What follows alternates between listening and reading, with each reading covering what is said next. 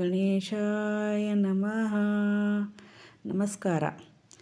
ನೋಡಿ, ಮಾಘ ಮಾಸದಲ್ಲಿ ಬಂದಿರೋ ಸಂಕಷ್ಟಹರ ಚತುರ್ಥಿಯು ಯಾವತ್ತು ಚತುರ್ಥಿ ತಿಥಿ ಯಾವಾಗ ಆರಂಭವಾಗಿ ಯಾವಾಗ ಮುಕ್ತಾಯವಾಗುತ್ತೆ, ಈ ಸಂಕಷ್ಟಹರ ಚತುರ್ಥಿಯ ವಿಶೇಷತೆ ಏನು, ಯಾವ ಸಮಯದಲ್ಲಿ ಪೂಜೆ ಮಾಡಬೇಕು, ಜೊತೆಗೆ ಯಾವ ಸಮಯದಲ್ಲಿ ಚಂದ್ರೋದಯ ಆಗುತ್ತೆ ಅನ್ನುವುದನ್ನು ಇವತ್ತಿನ ವಿಡಿಯೋದಲ್ಲಿ ನಾವು ನೋಡೋಣ. ಸ್ಕಿಪ್ ಮಾಡದೆ ಪೂರ್ತಿ ವಿಡಿಯೋ ನೋಡಿ, ಅಂದರೆ ನಿಮಗೆ ಗೊತ್ತಾಗುತ್ತೆ ಯಾವ ಸಮಯದಲ್ಲಿ ಹೇಗೆ ಪೂಜೆ ಮಾಡಬೇಕು ಅನ್ನೋದು ಗೊತ್ತಾಗುತ್ತೆ. ಮಾಘ ಮಾಸದಲ್ಲಿ ಬರುವಂತಹ ಸಂಕಷ್ಟ ಚತುರ್ಥಿಯನ್ನು ದ್ವಿಜಪ್ರಿಯ ಸಂಕಷ್ಟಹರ ಚತುರ್ಥಿ ಎಂದು ಕರೆಯುತ್ತೇವೆ. ಸಂಕಷ್ಟಹರ ಚತುರ್ಥಿಯು ಯಾವ ದಿನ ಬಂದಿದೆ ಅಂತ ಇವಾಗ ನೋಡೋಣ. 2026 ಫೆಬ್ರವರಿ 5ನೇ ತಾರೀಕು ಗುರುವಾರ ಬಂದಿದೆ. ಚತುರ್ಥಿ ಆರಂಭ ಯಾವಾಗ ಆಗುತ್ತೆ? 5ನೇ ತಾರೀಕು ಗುರುವಾರ ಬೆಳಗಿನ ಜಾವ 12 ಗಂಟೆಗೆ 9 ನಿಮಿಷಕ್ಕೆ ಆರಂಭವಾಗಿ ಮರುದಿನ ಶುಕ್ರವಾರ 6ನೇ ತಾರೀಕಿನ ಬೆಳಗಿನ ಜಾವ 12 ಗಂಟೆ 22 ನಿಮಿಷಕ್ಕೆ ಮುಕ್ತಾಯ. 5ನೇ ತಾರೀಕು ಚತುರ್ಥಿಯು ಬಂದಿರೋದ್ರಿಂದ ಅದೇ ಹೆಚ್ಚಿನ ಪ್ರಮಾಣದಲ್ಲಿ 5ನೇ ತಾರೀಕಿನಿಂದ ಗುರುವಾರದಿಂದನೇ ಚಂದ್ರೋದಯ ಆಗೋದು ಕೂಡ ಖಚಿತ. ಹಾಗಾಗಿ 5ನೇ ತಾರೀಕು ಬಂದಿರೋದ್ರಿಂದ ಅವತ್ತಿನ ದಿವಸವೇ ಸಂಕಷ್ಟಹರ ಚತುರ್ಥಿ ಆಚರಣೆ ಮಾಡಬೇಕು. ಇನ್ನು ಆ ದಿನ ಯಾವತ್ತು ಚಂದ್ರೋದಯ ಆಗುತ್ತೆ ಅನ್ನೋದನ್ನು ನೋಡೋಣ. ರಾತ್ರಿ 9 ಗಂಟೆ 35 ನಿಮಿಷಕ್ಕೆ ಚಂದ್ರೋದಯ ಆಗುತ್ತದೆ. ಆದರೆ ಪಟ್ಟಣಗಳ ಪ್ರಕಾರ ಬೇರೆ ಬೇರೆ ಪಟ್ಟಣಗಳಲ್ಲಿ ಬೇರೆ ಬೇರೆ ಸಮಯ ಇರುತ್ತದೆ. ನೀವು ಅದನ್ನು ತಿಳಿದುಕೊಂಡು ನೀವು ಚಂದ್ರನಿಗೆ ಅರ್ಘ್ಯವನ್ನು ಅರ್ಪಿಸಬೇಕು. ಸಂಕಷ್ಟಹರ ಚತುರ್ಥಿ ದಿನ ಬೆಳಿಗ್ಗೆ ಬೇಗ ಎದ್ದು ಮನೆಯನ್ನೆಲ್ಲ ಸ್ವಚ್ಛ ಮಾಡಿ ನೀವು ತಲೆ ಸ್ನಾನ ಮಾಡಿಕೊಂಡು ಒಂದು ಕೈಯಲ್ಲಿ ಹೂವನ್ನು ಮತ್ತು ಅಕ್ಷತೆಯನ್ನು ತೆಗೆದುಕೊಂಡು ಗಣೇಶನ ವಿಗ್ರಹದ ಮುಂದೆ ಹೋಗಿ ನಿಂತುಕೊಂಡು ಸಂಕಲ್ಪ ಮಾಡಬೇಕು. ನಾನು ಇವತ್ತು ನಿಮ್ಮ ಸಂಕಷ್ಟಹರ ಚತುರ್ಥಿ ಪೂಜೆಯನ್ನು ಆಚರಣೆ ಮಾಡುತ್ತಿದ್ದೇನೆ. ಹಾಗಾಗಿ ನಾನು ಪೂಜೆ ಮಾಡೋದಕ್ಕೆ ಯಾವುದೇ ವಿಘ್ನಗಳು ಬರದಂತೆ ನೋಡಿಕೊಳ್ಳಿ ಎಂದು ಅವರ ಮುಂದೆ ಗಣೇಶನ ಮುಂದೆ ಸಂಕಲ್ಪ ಮಾಡಿ ಬೇಡಿಕೊಂಡು ಪೂಜೆಯನ್ನು ಮಾಡುತ್ತೇನೆ, ಉಪವಾಸ ಮಾಡುತ್ತೇನೆ ಎಂದು ದೇವರ ಮುಂದೆ ಮಾತನ್ನು ಹೇಳಿ ಬರಬೇಕು. ಹಾಗೆಯೇ ಬಂದು ಗಣೇಶನಿಗೆ ಪೂಜೆ ಕೂಡ ಮಾಡಬೇಕು.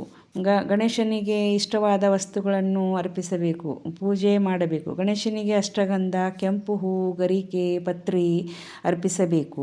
ಪ್ರಸಾದದಲ್ಲಿ ಮೋದಕ, ಲಾಡು, ಕೇಸರಿ ಬಾತು ಯಾವುದಾದರೊಂದು ಸಿಹಿಯನ್ನು ಮಾಡಿ ಗಣೇಶನಿಗೆ ಅರ್ಪಿಸಬೇಕು. ಗಣೇಶನ ಮುಂದೆ 2 ತುಪ್ಪದ ದೀಪಗಳನ್ನು ಹಚ್ಚಬೇಕು. ಧೂಪ ದೀಪಾರತಿಯನ್ನು ಬೆಳಗಿ ಆರತಿ ಪದವನ್ನು ಹಾಡಬೇಕು ಮತ್ತು ಓಂ ಗಂ ಗಣಪತೆ ನಮಃ ಎಂಬ ಮಂತ್ರವನ್ನು 21 ಸಾರಿ ಇಲ್ಲವೇ 108 ಸರ್ತಿ ಆದರೂ ನೀವು ಜಪಿಸಬೇಕು. ಮತ್ತು ಪೂಜೆಯನ್ನು ಮಾಡಬೇಕು. ರಾತ್ರಿ ಸಮಯದಲ್ಲಿ ಚಂದ್ರೋದಯ ಅಂದರೆ 9 ಗಂಟೆ 35 ನಿಮಿಷಕ್ಕೆ ಚಂದ್ರೋದಯ ಆಗುತ್ತೆ. ಚಂದ್ರೋದಯದ ಸಮಯದಲ್ಲಿ ಚಂದ್ರನಿಗೆ ಅರ್ಘ್ಯವನ್ನು ಅರ್ಪಿಸಿ ಮತ್ತು ಧೂಪ ದೀಪಾರತಿಯನ್ನು ಅರ್ಪಿಸಬೇಕು. ಈ ದಿನದ ವಿಶೇಷತೆ ಏನು ಅಂದರೆ, ಸಂಕಷ್ಟ ನಿವಾರಣೆಗೆ ಹೆಸರೇ ಸೂಚಿಸುವಂತೆ ಜೀವನದಲ್ಲಿ ಎದುರಾಗುವ ಸಂಕಷ್ಟಗಳನ್ನು ನಿವಾರಿಸಲು ಈ ವ್ರತವನ್ನು ಮಾಡಲಾಗುತ್ತದೆ. ಹಾಗಾಗಿಯೇ ಇದಕ್ಕೆ ನಾವು ಸಂಕಷ್ಟಹರ ಚತುರ್ಥಿ ಎಂದು ಕರೆಯುತ್ತೇವೆ. ಸಂಕಷ್ಟಹರ ಅಂದರೆ ನಮ್ಮ ಜೀವನದಲ್ಲಿ ಏನೇ ಕಷ್ಟಗಳು ಬಂದರೆ ವಿಘ್ನೇಶ್ವರನೇ ನೀನು ಕಷ್ಟಗಳನ್ನು ನಿವಾರಣೆ ಮಾಡಬೇಕೆಂದು ಗಣೇಶನಲ್ಲಿ ಬೇಡಿಕೊಳ್ಳೋದಕ್ಕೆ ಸಂಕಷ್ಟಹರ ಚತುರ್ಥಿ ಎಂದು ಕರೆಯಲಾಗುತ್ತದೆ. ಮಾಘ ಮಾಸದ ಚತುರ್ಥಿ ಫೆಬ್ರವರಿ 5ರಂದು ಬಂದಿರುವುದು. ಮಾಘ ಮಾಸದ ಚತುರ್ಥಿ ದಿನ ಇದನ್ನು ಕೆಲವು ಕಡೆ ಸಖತ್ ಚೌತಿ ಎಂದು ಕರೆಯುತ್ತಾರೆ.